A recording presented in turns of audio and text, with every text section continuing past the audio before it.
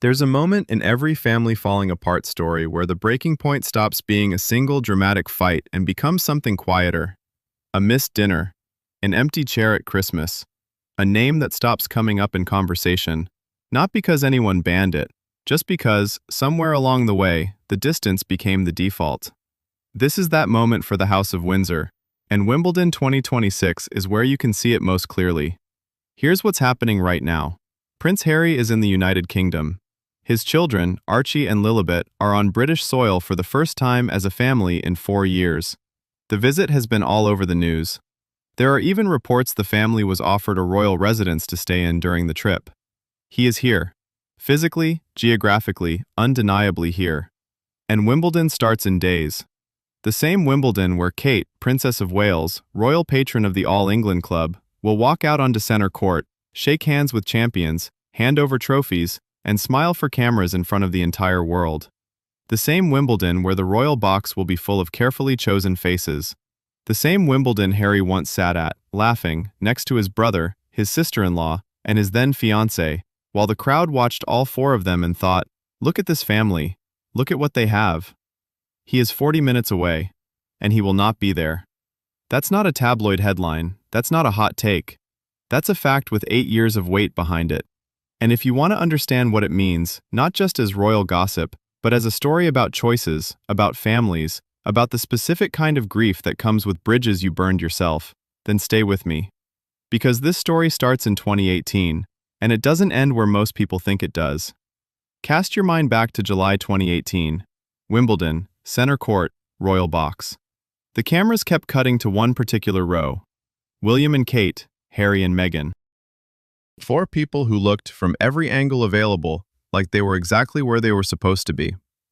Meghan had just married into the family 2 months earlier. The fairy tale was still in its first chapter. The tabloids were still mostly in love with her. The public was still treating this like a romance novel with a satisfying ending in sight. And Harry, you could see it on his face, looked like a man who had finally found the version of his life that made sense. They laughed at something. I don't even remember what. It doesn't matter. What matters is that the image existed. 4 people, 1 box, 1 court, 1 family. Cameras everywhere, nobody hiding, nobody absent.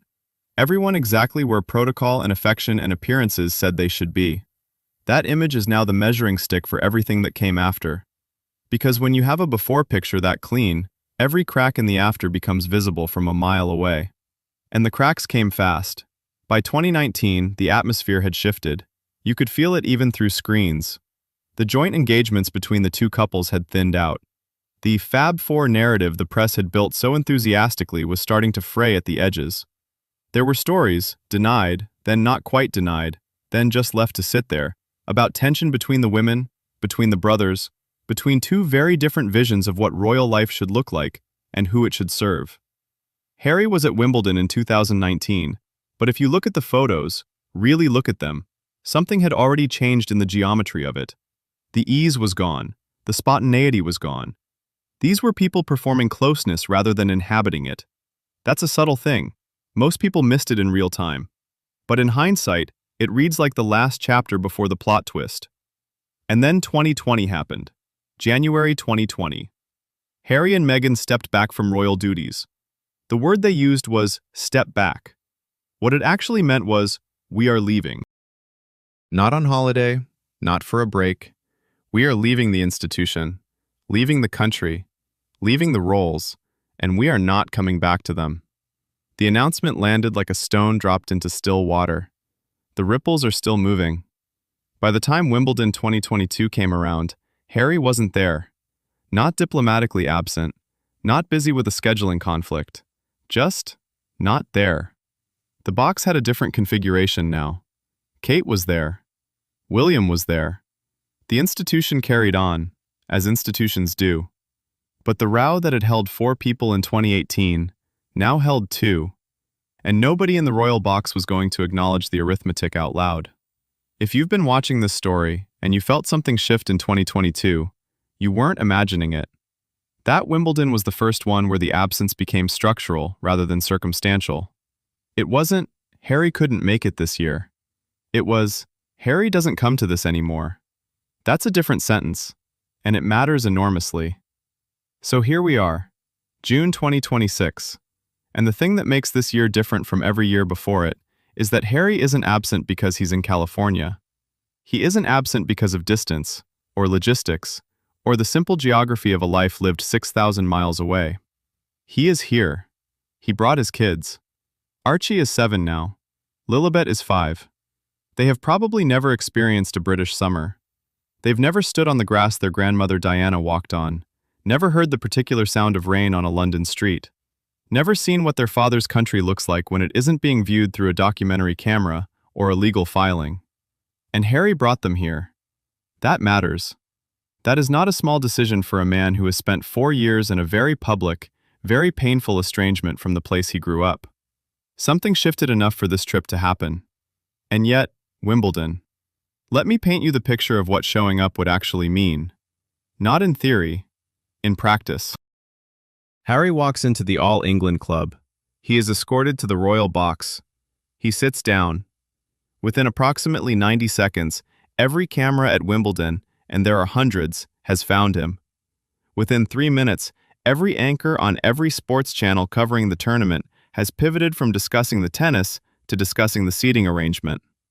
Within the hour, every royal correspondent in the English-speaking world has filed a breaking news alert. And then someone asks, "Where is William?" Or, "Are they sitting together?" Or, "Did they speak?" Or, and this is the one that ends careers and starts constitutional conversations, "Did they not speak?" Suddenly, Wimbledon is not about tennis at all. It is about two brothers in the same building with unresolved history between them and 1,000 cameras to document every micro-expression. It is about Kate, who has spent years rebuilding her public role after everything the institution has been through, the cancer diagnosis, the months of silence, the return to public duties, suddenly sharing her most visible annual moment with the story that overshadows it every time it gets close. It is about the institution being unable to control its own narrative for the duration of the tournament. That is why Harry won't be there. Not because anyone told him not to come, not because the invitation was formally revoked, but because walking into that building, in that week, would be an act of, what exactly? Defiance? Reconciliation? Ambiguity? And the problem with ambiguity in the royal box is that the press will spend 2 weeks deciding what it means, and none of the options available are clean. Sometimes the most consequential choice is the one you don't make. And if you find yourself thinking, wait, couldn't they just manage it? Couldn't there be a quiet word, a dignified appearance, proof that things are healing? Then you're thinking like someone who has never watched this family try to manage a narrative and win. They don't win. Not at this. The institution wins. At continuity. At ceremony. At showing up decade after decade with the same rituals intact. But it does not win at controlling what a photograph of two estranged brothers means to 90 million people watching at home. The photograph always tells the real story. Which brings me back to 2018. That row in the royal box. The 4 of them. The laughing at something nobody can remember. There is a version of the story where that image is the last genuinely uncomplicated moment this family had in public. Where everything before it was build-up, and everything after it has been consequence. That might be too neat. Real families don't usually have a single last good day that you can point to and say, there, that's where it ended. But sometimes they do. And when they do, there's always a moment, usually much later, when someone looks back and thinks, we didn't know, then, that it was the last one. The people in that box in 2018 didn't know. And now it's 2026. Harry is in the UK. His children are meeting a version of their heritage that exists outside of their parents' narrative of it. That is significant.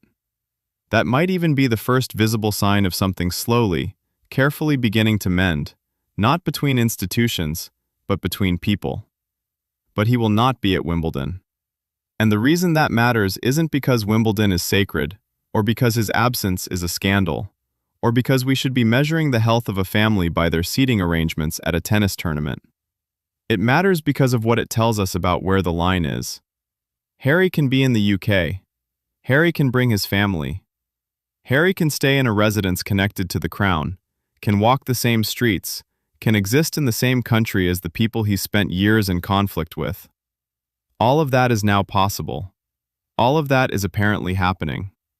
But the royal box is not. Not yet. Maybe not ever. Because the royal box isn't just seats. It's a statement. It's a photograph. It's a headline that writes itself the moment he sits down. And the thing about a point of no return is that you don't always know you've crossed it when you cross it.